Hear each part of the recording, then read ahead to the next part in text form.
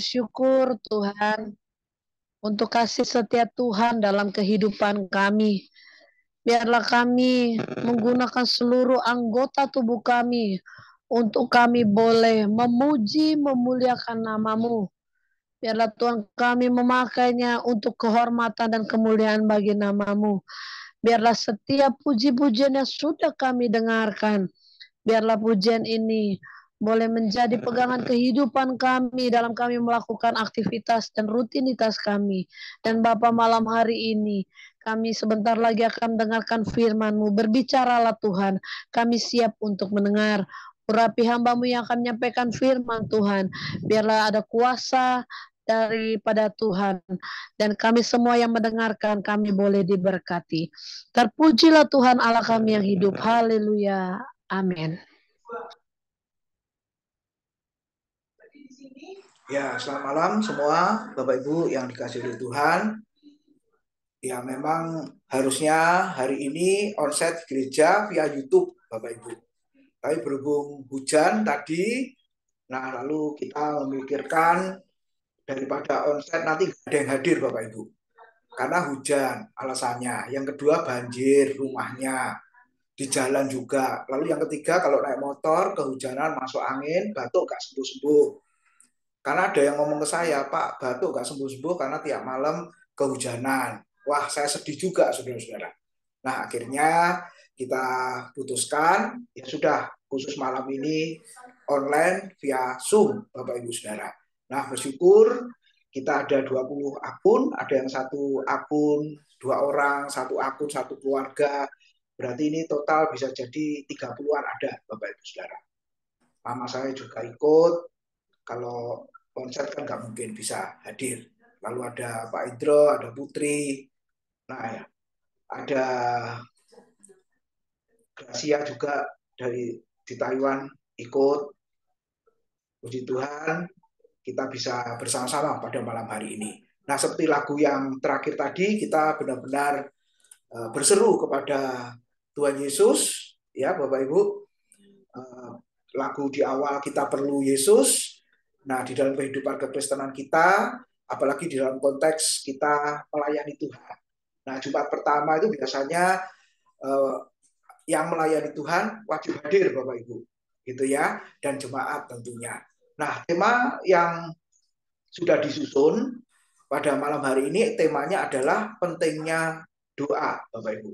Saat teduh, pentingnya doa. Ya. Nah, saya berharap yang mengusulkan yang lalu hadir, Bapak Ibu Saudara, dan kita boleh merenungkan bersama-sama kebenaran firman Tuhan pada malam hari ini.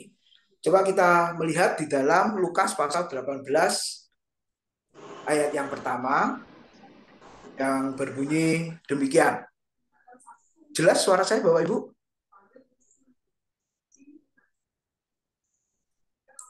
Jelas Pak Tim. Oh, jelas ya. Oke. Jelas, Pak. Ya, kita lihat Lukas pasal yang ke-18 ayat yang pertama, Saudara. Ya, yang berbunyi demikian. Terjemahan baru edisi pertama. Yesus mengatakan suatu perumpamaan pada mereka untuk menegaskan bahwa mereka harus selalu berdoa dengan tidak jemu-jemu. Nah, lalu terjemahan literal dikatakan, dan ia pun mengatakan sebuah perumpamaan pada mereka bahwa seharusnya lah senantiasa berdoa dan tidak menjadi jemu. Nah, lalu mestinya ada yang terjemahan satunya lagi, terjemahan lama dikatakan, maka diceritakannya suatu perumpamaan pada mereka itu bahwa mereka itu wajib berdoa senantiasa dengan tiada putus harap. Nah, saudara, kita lihat doa itu sebenarnya apa, pentingnya itu bagaimana. Nah, Senin kemarin saya diminta pimpin doa buka usaha, Bapak Ibu. Nah, usaha ini di Jabodetabek ada 70 cabang. Lalu masuk ke Jawa Timur, dimulai Surabaya dan kota-kota yang lain, Senin, Selasa, Rabu ya.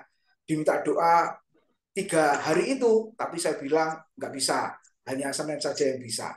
Nah, kenapa kok minta doa, Bapak Ibu? Karena CEO-nya orang Kristen. Nah, lalu saya tanya, pokok doanya apa?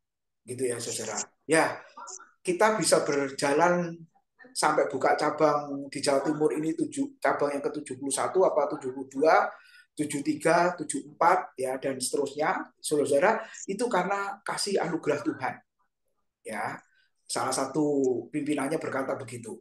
Ya, salah satu Tuhan bekerja melalui usaha kami ini, ya ini benar-benar anugerah sehingga kita bisa mengembangkan sayap, melebarkan sayap sampai ke Jawa Timur nantinya.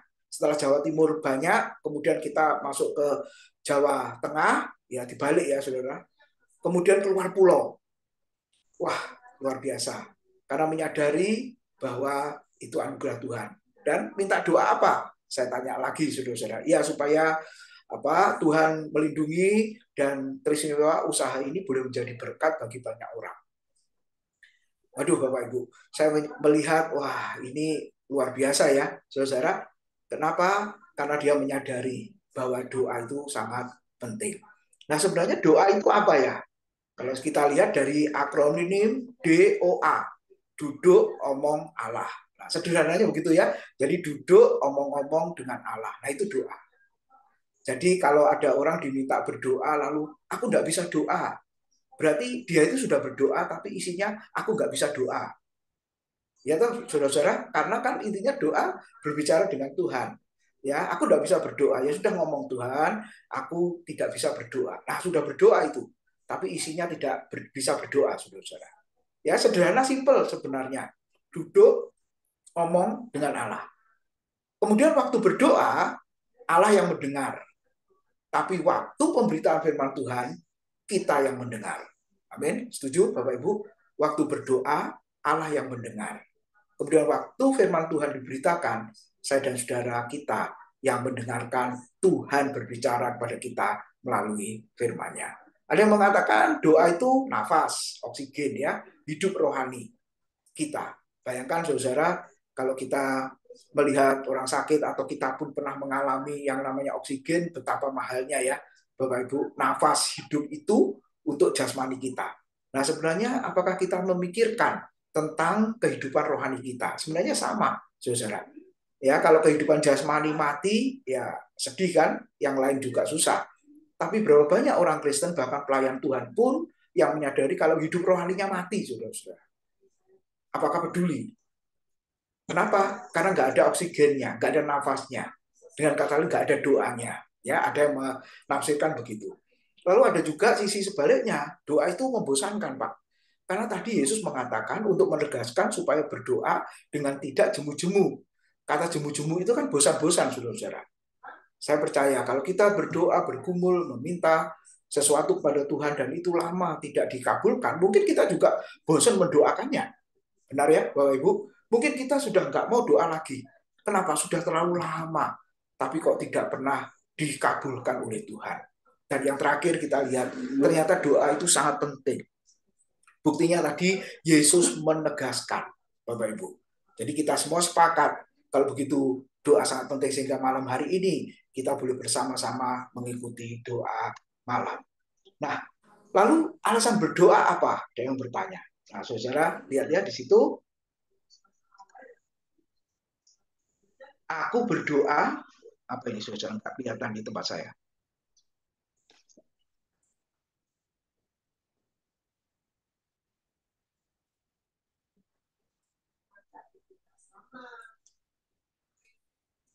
Bentar. Ya, aku berdoa karena aku tidak bisa menolong diriku sendiri. C.S. Lewis ya. Jadi saya dan saudara berdoa mungkin sepakat karena kita tidak bisa menolong diri kita sendiri. Aku berdoa karena aku tidak berdaya. Aku berdoa karena ada kebutuhan dalam diriku sepanjang waktu, baik bangun maupun tidur. Tokoh-tokoh perjanjian lama berdoa dengan mengangkat tangan. Artinya apa? Mengangkat tangan itu tanda berserah, tanda tidak berdaya, tanda tidak memiliki kuasa sedikit pun, tidak mampu berbuat apa-apa. Nah, ketika kita mengangkat tangan, ya Tuhan yang turun tangan untuk menolong dan membela kita. Nah, itu alasan kita berdoa. Karena kita ini lemah, mempercayai Tuhan yang Maha Kuasa. Kita terbatas, mempercayai Tuhan, menyerahkan Tuhan yang tidak terbatas. Nah, itu sebenarnya arti dari berdoa. Nah, kalau orang tidak berdoa, justru orang itu sombong, saudara. Kenapa? Kalau orang tidak berdoa berarti menganggap bahwa dia kuat, dia mampu, dia bisa bertahan, tanpa orang lain bisa berbuat sesuatu, bahkan tanpa Tuhan pun buktinya masih hidup sampai hari ini. Bahkan ada yang mengatakan kalau aku punya uang banyak, nah itu yang menjadi sandaran dan kekuatanku. Nah, Bapak Ibu lihat ya, yang terjadi sebenarnya harus sebaliknya, saudara. Kenapa kita berdoa? Bahwa kita menyadari diri kita lemah, terbatas, tidak berdaya. Memang doa tidak mengubah Allah, tetapi doa mengubah kita. Amin, saudara. Doa tidak mengubah Allah, tetapi doa mengubah aku. Jadi dari hari ke hari, waktu ke waktu ketika kita berdoa, sebenarnya Tuhan mengubah kehidupan kita melalui doa yang kita panjatkan itu. Lalu ayat 2-8 Tuhan memberikan perumpamaan tentang ibu janda dan hakim. Di situ dikatakan katanya, dalam sebuah kota ada seorang hakim yang tidak takut akan Allah dan tidak menghormati seorang pun. Dan di kota itu ada seorang janda yang selalu datang pada hakim itu dan berkata, belalah aku terhadap lawanku. Beberapa waktu lamanya hakim itu menolak. Tetapi kemudian ia berkata dalam hatinya, walaupun aku tidak takut akan Allah dan tidak menghormati seorang pun, namun karena janda ini menyusahkan aku, baiklah aku membenarkan dia, supaya jangan terus saja ia datang dan akhirnya menyerang aku. Kata Tuhan, camkanlah apa yang dikatakan hakim yang lalim itu. Perhatikan ayat 7. Tidakkah Allah akan membenarkan orang-orang pilihannya yang siang malam berseru kepadanya? Dan adakah ia mengulur-ulur waktu sebelum menolong mereka? Aku berkata kepadamu, ia akan segera membenarkan mereka. Akan tetapi, jika anak manusia itu datang, adakah ia mendapati iman di bumi? Saudara, ada dua tokoh di dalam perumpamaan ini ya. Hakim yang tidak benar dan ibu janda yang gigih tadi dikatakan. Yang tekun, yang terus-menerus datang pada hakim yang lalim tadi supaya dibela haknya. Nah, saudara, kita boleh lihat konteks sejarah ya, para ibu janda di Israel. Kalau kita lihat banyak yang mengalami kesulitan, penderitaan dan penindasan, saudara. Dan ibu janda ini layak mendapatkan persembahan persepuluhan. Ulangan 26 ayat yang ke-12. Persembahan persepuluhan itu dibagi 4, saudara. Imam, ya, orang Lewi, kemudian orang miskin, para janda, dan orang asing. Ya, orang Lewi atau imam, para janda, orang asing, dan orang miskin. Orang asing di luar Israel itu juga mendapat bagian, Bapak Ibu Saudara. Ya, jadi sebenarnya kita siapa yang membagi? Kalau mau tetap mempraktekkan persepuluhan, ya kita yang membagi kepada siapa, saudara-saudara. Kalau diserahkan kepada gereja, ya gereja yang membagi.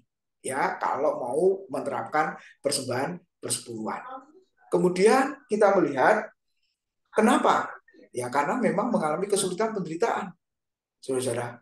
Nah, saya ingat ada orang yang bercerita, ada pengusaha di sebuah kota, Bapak Ibu, memang kaya raya, usahanya besar, itu selalu membagi berkatnya dan diberikan kepada ibu-ibu janda. Ya, ada yang bulanan atau yang setengah tahunan, ada yang setahun sekali. Yang biasanya kalau Imlekan itu, Bapak Ibu, itu benar-benar bagi-bagi. Nah, teristimewa dikhususkan kepada benar-benar kepada ibu janda ini. Karena menyadari bahwa sudah nggak punya siapa-siapa, begitu ya, penuh kesulitan, penderitaan, ya, bahkan mungkin penindasan, tidak bisa berbuat apa-apa, nah dia bisa lakukan. Dan yang aneh, saudara, orang ini, pengusaha ini bukan orang Kristen. Wah, luar biasa ya, saudara. Setiap tahun ya sudah lama dia lakukan itu. Dia menolong. Yang saya pikir ini heran ya, dia tidak ngerti Alkitab, tapi kok mempraktekkan Alkitab ya, saudara. Lalu orang Kristen yang mengerti Alkitab kok malah nggak mempraktekkan. Nah ini yang celaka ya, saudara. Nah, Allah sendiri yang membela perkara janda. Ulangan 10:18, Mazmur 68 ayat 6, dan mengutuk orang bersikap tidak adil terhadap para janda. Dan kita lihat, saudara, dalam perumpamaan ini ya, ibu janda digambarkan punya pergumulan, kesulitan, ya, Bapak Ibu, bahkan tidak ada yang membela haknya, membela hidupnya. Nah, ibu janda ini tidak memiliki uang, sehingga tidak mampu membayar pengacara, sehingga langsung pergi kepada hakim. Bahkan dikatakan tadi, hakim yang tidak baik, hakim yang tidak takut akan Allah, hakim yang tidak menghormati manusia, dan berharap dapat menjadi hakim dan sekaligus pengacaranya. Nah, saudara, mungkin kalau dalam konteks sekarang masih ada kira-kira pengacara yang free, ya gitu ya saudara ya mungkin masih ada Bapak Ibu, ya masih ada. Dan kita lihat ibu janda ini datang kepada hakim yang sekaligus bisa dijadikan pengacara dan sekaligus bisa dijadikan hakimnya. Nah, waktu dia berkata, "Bilalah hakku terhadap lawanku." Terjemahan lain mengatakan, "Terimalah perkaraku, bantulah aku untuk mendapatkan keadilan itu." Perkara janda ini beberapa kali ditolak oleh hakim, tadi kata kita. Tapi karena terus-menerus datang kepada hakim, apa yang dilakukan hakim itu? Akhirnya mengabulkan permintaannya. Saudara, setiap hari ibu janda ini pergi kepada hakim. Kedatangannya setiap hari menyebabkan, tadi dikatakan apa? Sang hakim merasa gelisah. Lalu dia berkata, "Namun karena janda ini menyusahkan aku, baiklah aku membenarkan dia supaya jangan terus saja ia datang dan akhirnya menyerang aku." Saudara, dari perumpamaan ini kita melihat apa sebenarnya? Hakim itu tidak dapat lagi menahan kegigihan, ketekunan, ya, semangat dari ibu janda ini sehingga ia mengalah, meneliti kasusnya dan akhirnya membenarkan dia. Nah, ini kesimpulan dari perikop yang kita pelajari malam hari ini. Nah, saudara, siapa yang digambarkan hakim yang tidak adil atau hakim yang lalim? Lalu siapa ibu janda itu? Nah, kita langsung tahu ya, bahwa ibu janda adalah kita, orang yang percaya, yang terus-menerus datang, terus-menerus berdoa, terus-menerus memohon untuk membela perkara kita kepada hakim. Siapa hakim itu? Tuhan sendiri. Nah, tapi jangan salah, karena ini perumpamaan berarti tidak sama persis. Nah, kalau Allah kok bisa digambarkan seperti hakim yang lalim? Nah, saudara, kita tidak mengatakan bahwa Allah digambarkan sebagai hakim yang lalim. Jadi saudara mesti tahu, namanya perumpamaan tidak persis sama ya, Bapak Ibu. Allah tidak dapat digambarkan sebagai hakim yang lalim. Kita lihat, jika hakim yang lalim saja, seperti yang dikisahkan Yesus dalam perumpamaan ini, mengabulkan permintaan ibu janda ini, apalagi Allah yang baik. Amin, saudara. Jadi kita memikirkannya terbalik ya. Allah bukan hakim yang lalim, bukan. Dia tetap hakim yang adil, hakim yang benar. Nah, mau menunjukkan apa? Kalau hakim yang lalim saja, yang tidak menghormati Allah dan tidak menghormati manusia, tadi kata Alkitab, mengabulkan permintaan ibu janda ini, apalagi Allah. Bahkan ayat berikutnya mengatakan, Allah akan membenarkan orang-orang pilihannya yang siang malam berseru kepadanya. Mungkin pada malam hari ini, Bapak Ibu Saudara, kita termasuk ibu janda tadi, yang siang malam terus-menerus berseru, datang, berdoa, memohon kepada Tuhan. Lihat Bapak Ibu, ketekunan itu penting. Ya, ketekunan itu penting, kegigihan itu penting, tanpa menyerah itu penting. Sekali, dua kali, tiga kali gagal terus. Ya, kita boleh melihat contoh-contoh itu melakukan percobaan gagal. Pertama gagal, kedua gagal. Thomas Alva Edison itu, saudara, melakukan percobaan ribuan kali ya, gagal terus. Tapi yang terakhir dia berhasil. Mungkin tokoh-tokoh yang lain Bapak Ibu bisa temukan. Saudara, Abraham Lincoln juga ya, menjadi presiden, mencalonkan itu berapa kali gagal terus. Tapi akhirnya dia bisa menjadi presiden. Nah, di Amerika. Nah, Bapak Ibu Saudara, sama sebenarnya. Kita masih berapa kali ya mencoba seolah-olah gagal. Datang, Tuhan belum buat sesuatu dalam hidup kita.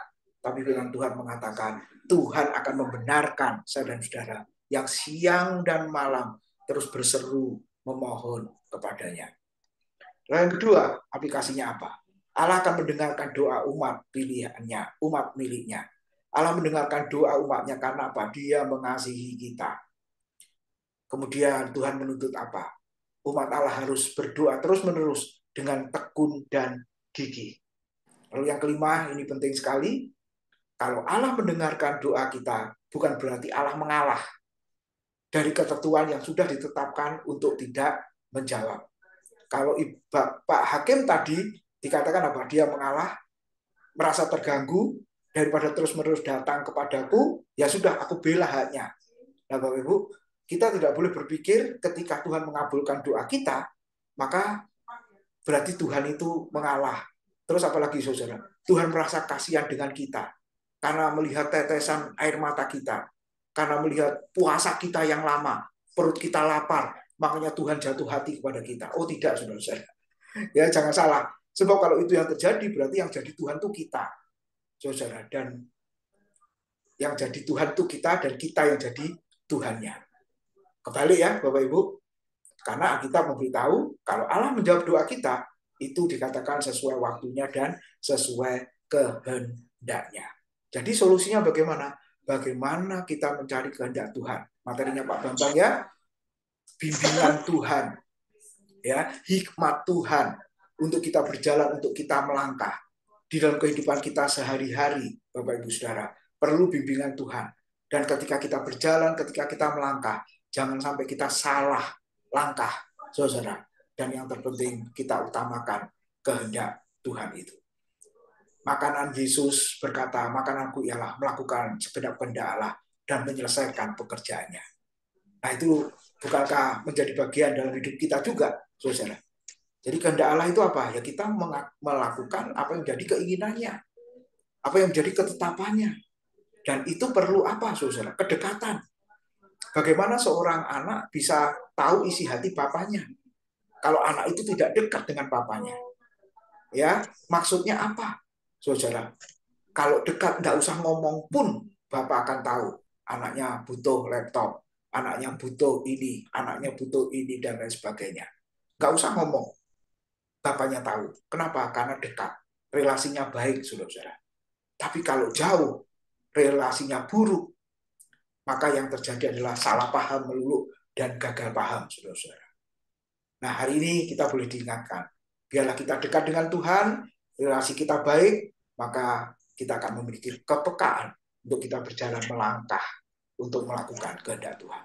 Kalau begitu yang terakhir, bagaimana seharusnya kita berdoa? Saudara perhatikan di situ ya, orang yang dewasa di dalam Tuhan tidak selalu berdoa meminta berkat materi, umur panjang, kesembuhan, atau hal yang enak-enak saja. Tetapi selalu berdoa supaya kehendak Tuhan yang terjadi. Amin, saudara. Kita seringkali masih berdoa itu ya. Ya bolehlah. Karena Tuhan berkata, mintalah. Gitu ya, saudara ya. Sampaikanlah isi hatimu. Boleh, saudara.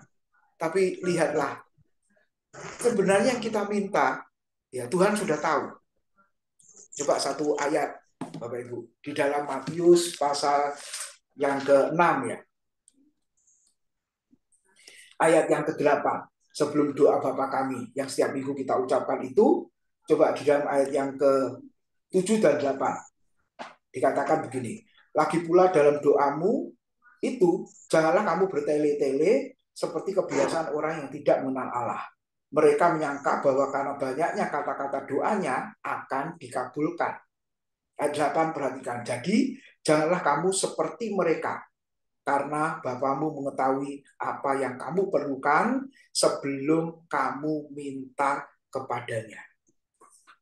Saudara, Allah yang maha tahu, Allah yang maha mengerti, Allah yang maha mendengar. Ternyata firman Tuhan mengatakan sebelum kita minta, Dia sudah tahu apa yang menjadi kebutuhan kita, saudara. Jadi kalau soal berkat materi, umur panjang, kesembuhan, hal-hal yang enak saja, Tuhan tahu nggak, saudara-saudara? Nah, kalau kita percaya Tuhan Maha Kuasa, Tuhan tahu, ya sudah, nggak usah minta semuanya ini ya. Terus apa yang kita minta? Kita minta supaya kehendak Tuhan terjadi dalam hidup kita. Kehendak Tuhan tidak selalu yang enak buat kita, tapi yang terbaik menurut pandangannya. Jika badai adalah yang terbaik untuk ujian iman kita, maka Ia akan mengizinkan hal itu terjadi. Jika badai, angin, tofan, ya, terbaik bagi sang nelayan, saudara, supaya bisa bertahan, bisa menguasai, dan itu akan diberikan. Jadi, badai apa yang terbaik dalam hidup kita, saudara? Yang seharusnya Tuhan izinkan, dan itu membuat saya dan saudara menjadi orang Kristen, menjadi pelayan Tuhan yang tetap kuat dan dewasa di dalam Tuhan. Nah, mungkin masing-masing di antara kita akan berbeda badainya, saudara. Tapi yang jelas, Tuhan lebih tahu apa yang terbaik untuk kita. Kalau ada orang yang bersaksi, Tuhan itu baik karena dia mengalami peristiwa A, B, C. Kemudian ada orang lain yang tidak mengalami seperti yang dialami oleh saudara seimannya. Harusnya sama-sama kesimpulannya apa? Tuhan tetap baik? Ya, kesimpulannya Tuhan tetap baik. Bagi orang yang mengalami sesuatu tadi, yang Tuhan mengabulkan doanya, sama yang orang kedua yang tidak mengalami atau tidak mengabulkan doa, Tuhan tetap baik, saudara. Ya, jangan sampai terjadi iri akhirnya. Iya, Tuhan baik bagimu ya, bagiku nggak baik. Oh, enggak, saudara. Karena pengalaman iman satu dengan yang lain itu berbeda-beda. Ya, saudara-saudara, beberapa kali Tuhan juga mengajarkan ya yang seperti itu.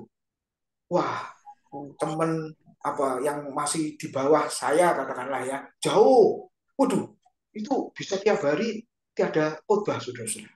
Wah, rasanya gimana ya? Kok Tuhan pakai dia gitu? Lebih ya, orang ini lebih dipromosikan dibanding saya umpama atau Bapak Ibu ya, saudara.